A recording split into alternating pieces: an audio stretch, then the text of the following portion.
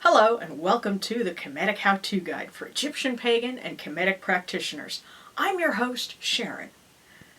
You know, sometimes I'm a glutton for punishment. I try not to be, but then I do things like buy books out of train wreck syndrome and then try to read them. Case in point, The Lost Book of Enki, Memoirs and Prophecies of an Extraterrestrial God, by Zacharias Sitchin, author of The 12th Planet. Why did I do this to myself? And why is this book so bad? Let me count the ways. First of all, what is this book? It purports to be an account of the ancient Mesopotamian god Enki, except that this author says he's a space alien from the planet Nibiru. Nibiru, by the way, is the Sumerian city-state we now know as Nippur, and that was seat of worship for the god Enlil, except that this guy says they're all aliens, the Annunaki, and he translates that to those from heaven who to earth fell, or something like that. That's not how it works. Basically what this guy did was rehash a series of ancient myths and write them in a manner that sounds biblical, and he uses this as proof that ancient deities were really aliens who came to this planet and genetically engineered humans to serve them. To give you a couple of examples, into the sky chamber Alalu and Anzu were ushered. With eagles' helmets and fishes' suits they were provided. With food and tools they were supplied. From the circling chariot the sky ship departed. From the chariot its descent was observed. Then from view it disappeared in the chariot. In the clay vessel the admixture they made. The oval of an earth female with Annunaki male essence they put together. The fertilized egg into the womb of Ninmah was... What the...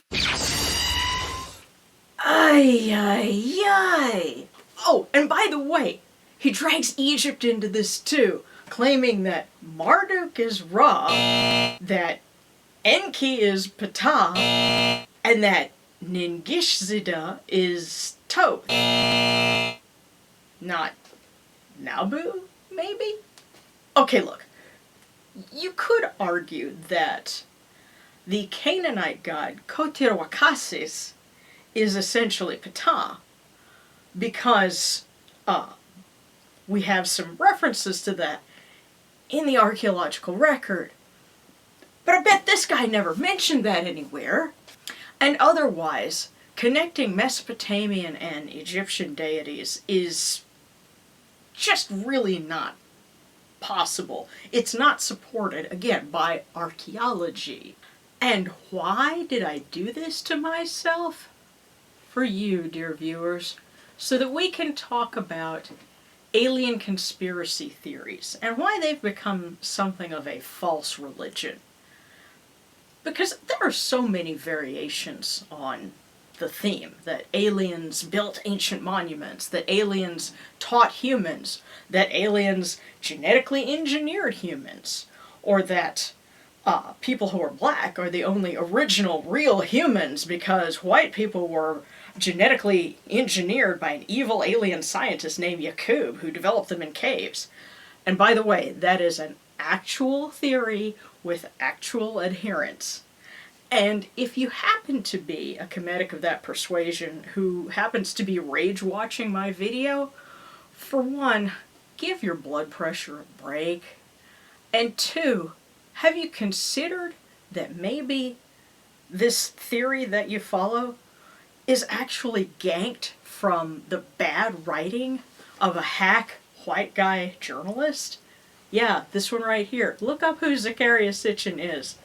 He's not really as qualified to be saying these things as he says he is. The reason why I call alien conspiracy theories a false religion is because none of us have met aliens. Setting aside Roswell and UFO reports, that's not something that I really am qualified to get into. But 99.9% of us have never met an alien. We don't know anything about these beings from other planets. Now, I'm going to assume that they exist.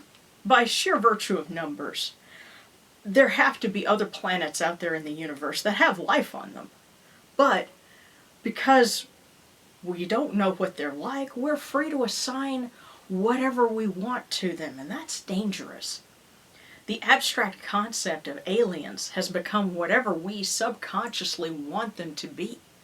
Whether that's saviors, super evolved beings that are destined to take us to the stars, enemies, a secret cabal of lizard people that have infiltrated the governments of the world, teachers, enlightened masters who taught us eternal secrets for only $19.95 a month, or the cause of all of our problems. The reason for all of our social problems, because it's easier to blame something faceless and abstract.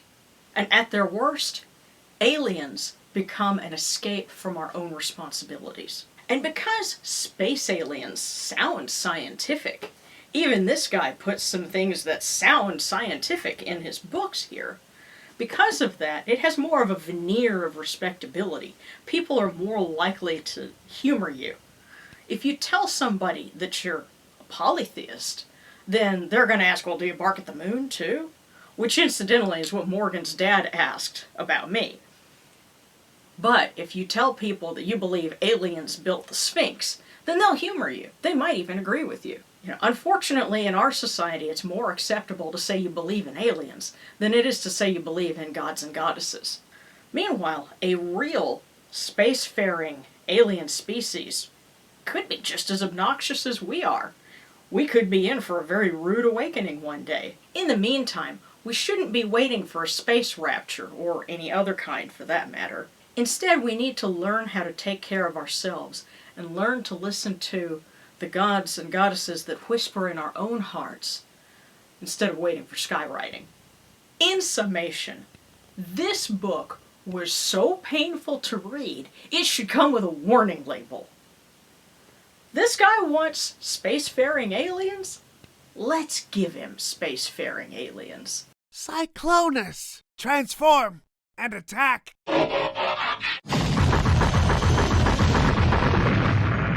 So hopefully I've given you some good comebacks the next time someone claims that Martians built the pyramids. Next month, we're going to do another shrine tour, and then we're going to delve into some ancient garb. Be sure to join us on Patreon for a look this month at how we pulled off the special effects for this video. And, as always, here's a shout out and a super happy dance for all of our super stickers. You guys are awesome. What you do helps support this channel. As always, give this video a thumbs up if you like it. Don't forget to subscribe. Give us a super sticker if you dig what we do. And we will see you next month. So for the Kemetic How-To Guide, this is Sharon, wishing you Senebti. Enjoyed this video? Then be sure to hit like and subscribe to the Kemetic Independent channel. You can also buy my books on lulu.com, and special thanks to all my Patreon supporters. Join us for updates, outtakes, and exclusive videos only on Patreon. Check the description for links.